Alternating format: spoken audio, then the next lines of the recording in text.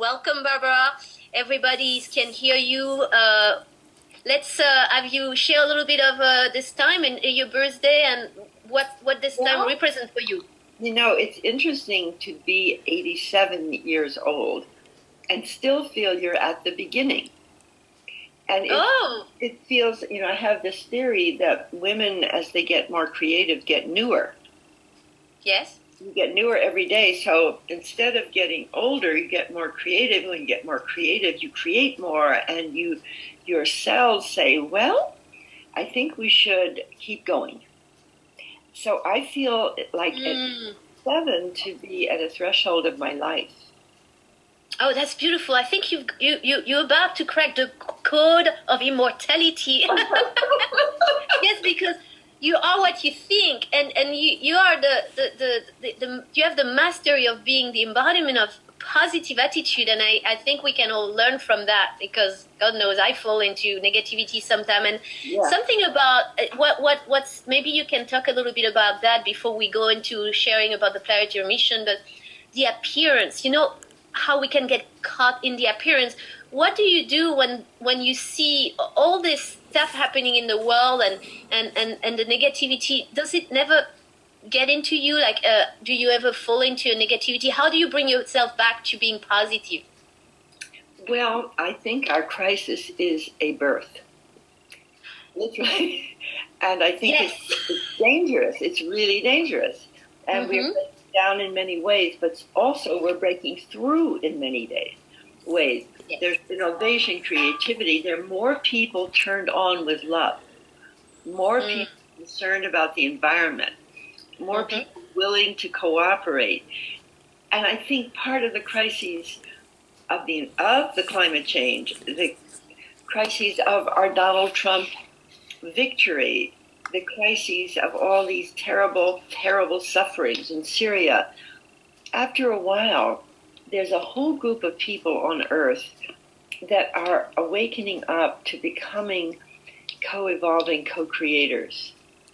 It's almost like a new type. We don't have to be told not to kill. We don't have to be told to care for the environment. We don't have to be told that we should be able to cooperate, because we're naturally empathetic. And this is a very good word, empathy. We feel with. We feel with nature, we feel with animals, we feel with children, we feel with each other. So our empathy actually creates a type of desire to evolve the world into a more loving world. And it sounds idealistic, but here's something to really think about idealistic. Is evolution idealistic? It came from nothing at all. It quarks, electrons, and protons, and all the little early mammals and early humans and early Homo sapiens. Was it idealistic to create more intelligent life for billions of years? Or was it the purpose of evolution? So if we're hitting a crisis, and there are people like ourselves everywhere, mostly not in power. We're not the head of anything. But yet we are, I would call it an emerging species. I would call it an emerging species. So this is what I'm advocating. I have a visitor here to listen to this, but I was talking, this is my friend Rude West, who has just arrived. And Rude, we're talking about the emerging species and how, because we said at 87 I should be getting older, but I'm getting newer. And we're imagining all the characteristics of a new species. And you know, my name for the new species is Homo universalis. Human. So anyway, I put that out there. I don't know what people would think about this, all these people listening in. I should put my glasses on and see their comments. Barbara. Yes. Nancy says, to me, God does not create crises, so neither do I. Take the word out of your vocabulary. Oh, interesting. Somebody doesn't like the word crisis. That's Nancy. Unless you want more crisis. We are simply evolving through whatever we are evolving into. Everything is a process, and why label it a crisis? I'll tell you why. I'll tell you why. Her name is Nancy. Nancy? Mm-hmm. Nancy, dear Nancy, basically you're right. The crises are the way nature informs us. But it does turn out, if people don't know that, my darling, then the crisis forces them to be innovative or die. Now, the innovative or die is what happened for billions of years.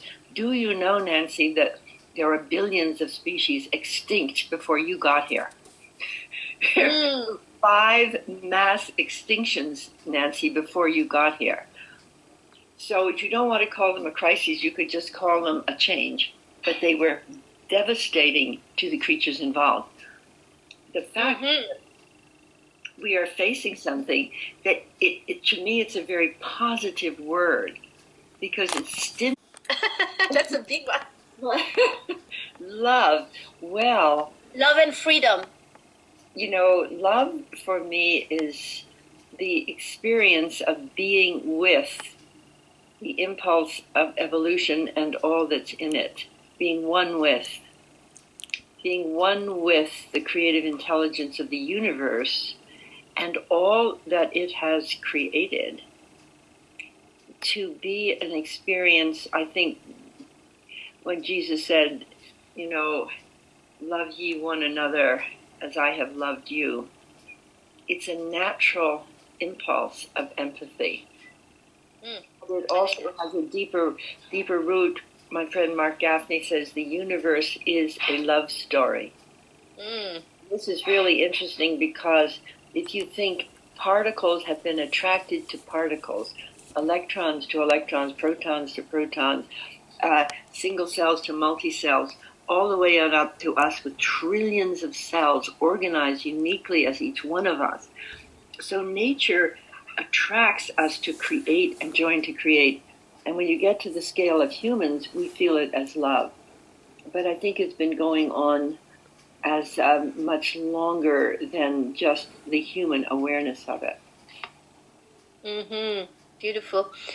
So Nancy did respond, I want to view radical earth changes as all is fine. Nancy, you are a good soul. I can see that. Wonderful, wonderful. Do you want to tell us a little bit the Planetary mission as sort of a formally launched yet? What's the stages and what are we moving toward? The Planetary mission is really maybe you want to define it first so people may not know. Planetary mission is a mission of connecting everybody's action that is creative, loving, and good on the internet till we can have an awareness in our planetary nervous system of the emerging world. And right now we have the news of everything that's breaking down, but we don't have the news of everything that's loving, good, and breaking through. To resonate with the deeper impulse of creation. And around the wheel are the sectors of all the human functions: health, education, economics, science and technology, government, and so forth. So as you get turned on in the wheel to your own impulse of creativity and love, then you go into the sector of the wheel where you want to create. And when you go in there, you ask, you say to everyone, this is what I want to create. This is what I need. This is what I want to share.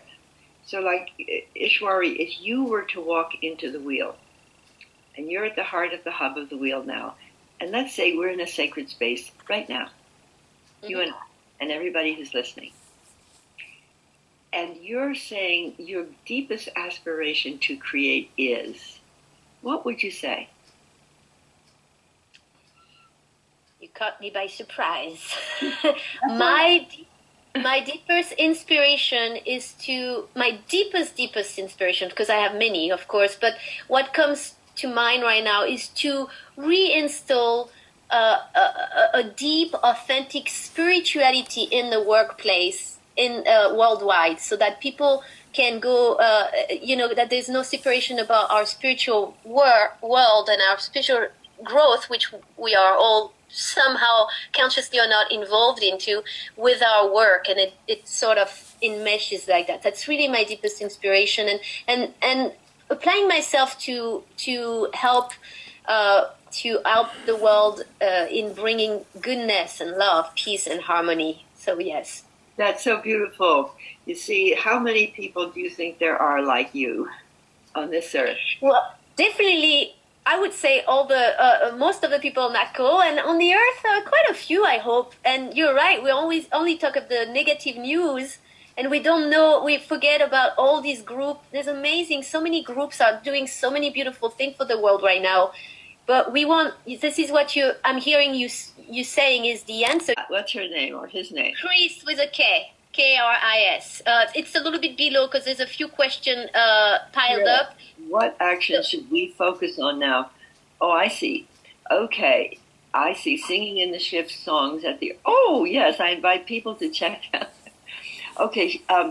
Let's just say, here's what I would answer. It's a very deep question. Yes. I think every person should focus first on the inner impulse of creative love within them. Whatever, however you feel it. Mm-hmm.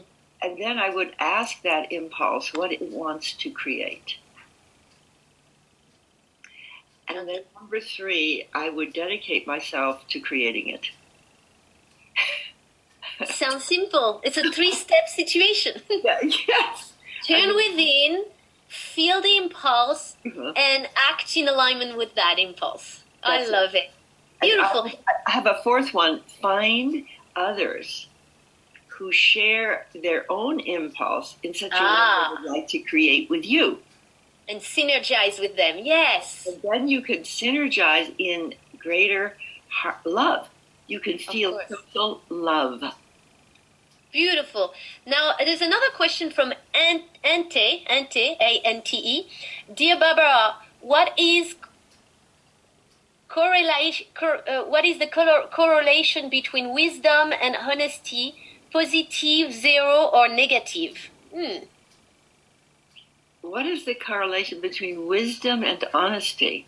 And honesty, positive, 0, or negative? Positive, 0, or negative. I would say it's a positive correlation. Okay. And wisdom would always require honesty. First of all, honesty to yourself about yourself. But long ago that I have an addiction of beating myself up. That's what you're talking about. Yeah, it's to self-attack. And that takes away the ability to evolve. I totally see that. There's another question from Maggie, who said that a year ago she was at a winter solstice and she had a vision of the earth splitting into 2 identical earths. And after that vision, she's asking, is it possible that everyone wants to evolve or not? Or is it going to be like I think that's... Very good question. Very good question. I think not everyone is conscious that they want to evolve. It's probably true internally that everyone does, because all life wants to realize its potential. Like you can be a flower, a bird, a worm, a grasshopper. There's an innate desire for any creature, anything, to realize potential. Certainly every human, but we can get so distressed and hurt that we don't. But I would say, what was the question again? I forgot the question. So yes, the question was, so she had this vision of the identical planets split in 2, and on where all those were not yet finished with dualism, and the other were in the path of transformation, it seems. So she was asking if it's possible that everyone wants to evolve or not.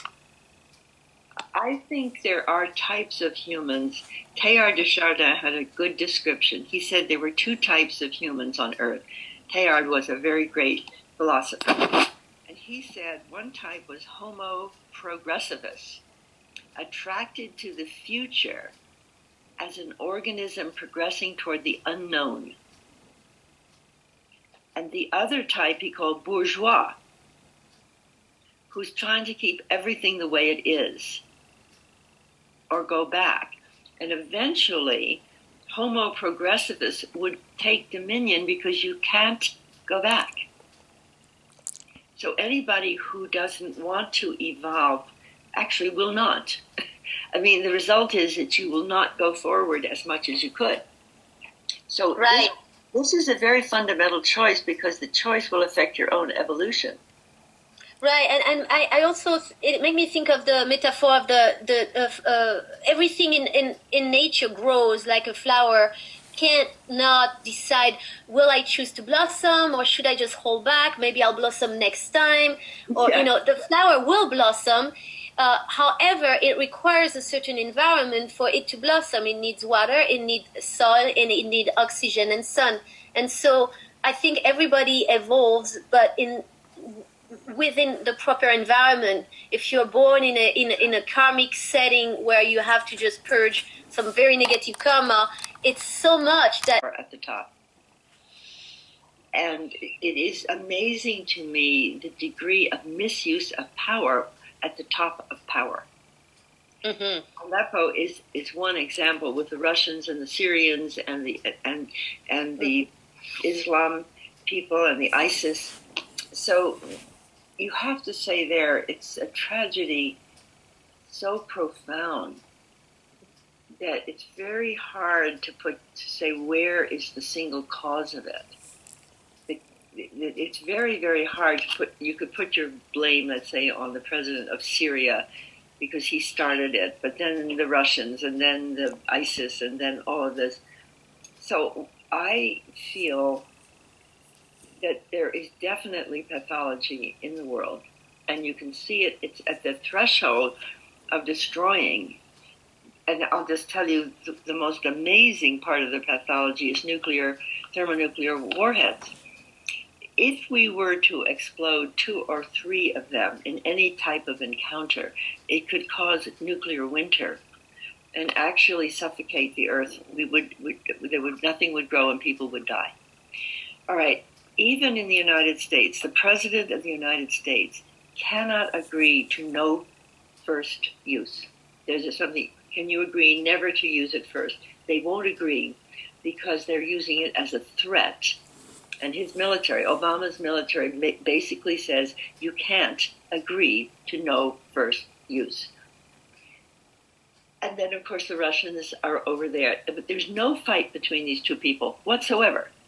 Mm-hmm. These thermonuclear, I think we have 12,000 of them, and they want. And Trump comes in and says, "Let's get more." Okay, so what are we dealing with here? This is not just bad policy. This is species-wide insanity, and we've seen it before in different types of cultures. Where the fear and the power structure gets so involved in its own power that it can destroy the world. And it has done it in smaller scales in the past, but now we have a meta scale of problem and also a meta scale of potential. And I happen to have my brother-in-law is Daniel Ellsberg, who released the Pentagon Papers and was up for 123 years in prison, but because of Nixon and the Watergate, he was exonerated, and Nixon resigned, and the war in Vietnam stopped. But he dared. He said, all these draft dodgers at the time of the Vietnam War.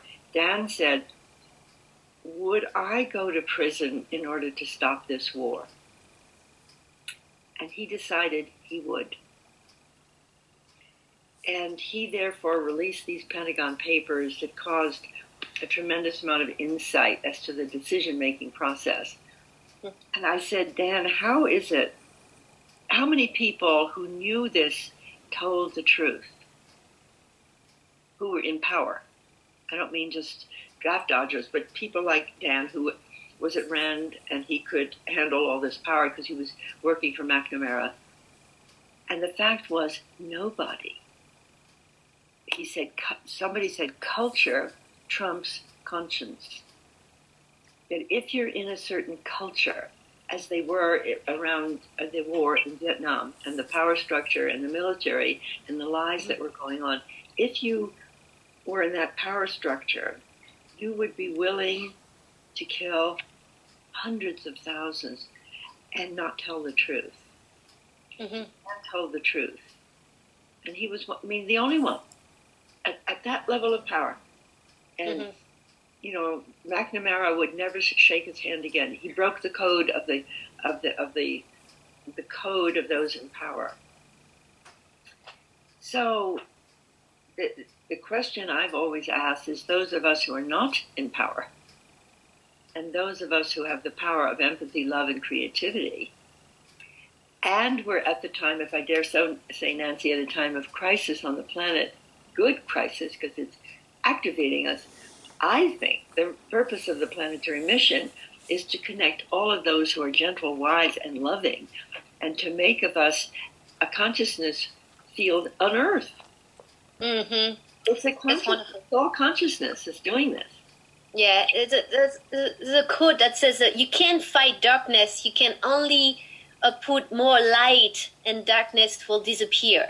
And so I want to tell everybody that we're going to just leave it to the last two questions, because then we'll wrap up, and Bara will share the evolutionary church in a moment. So we're just going to pick up the last two questions. One is from Miranda and one is from Organ M.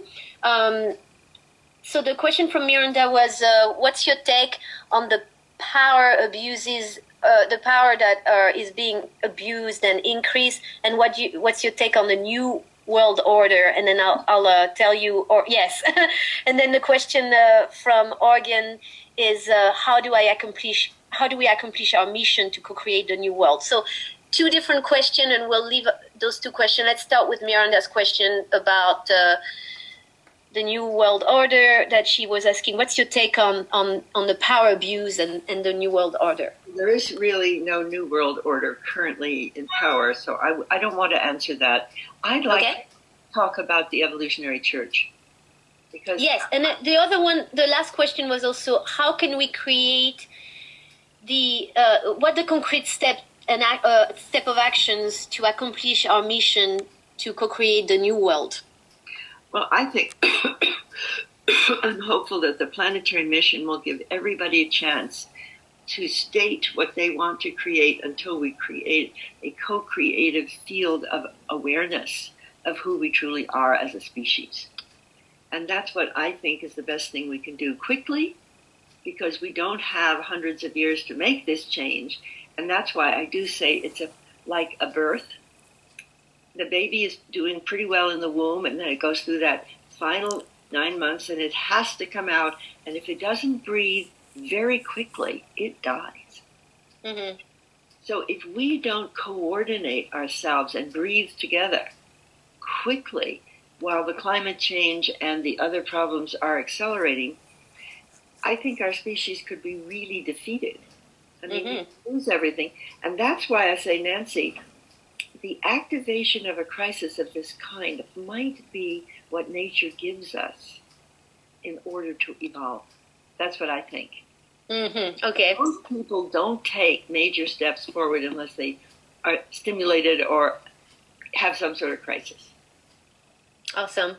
Yeah. Well, thank you. And there was a question from more. Story of evolution, from the origin of creation all the way through for the billions of years to higher love, higher consciousness, higher freedom. And so we are coming together within the great story of the universe as co-creators of the next stage of evolution. It's exactly what we're talking about here. And we have an initiative which we call the politics of evolutionary love. It's going out into the world with love, using that wheel of co-creation as a vehicle for everyone who wants to create to join together to create. And we're also talking about how to overcome loneliness. how to deal with deep problems through communion, through union, through activating that outrageous impulse of love inside yourself. And we're a church of evolutionary love, actually. Nice, beautiful. Very excited about it, and we're going to be having a sacred retreat on January 7th, where people come in the morning and then they spend the whole day with us. And it really has to do with how to embody your deepest love. But see, it's a virtual retreat, right? It's online. Retreat. It's a virtual retreat, online. And can you give people how to get in touch with it? Yes, like I just put the Evolutionary Church link on the chat. So everybody, you can either copy and paste it somewhere if you don't want to click and register right away, or just register right away. You can click on that link. Oh, that's wonderful. If somebody can see the link for any reason, let me just say it. It's http://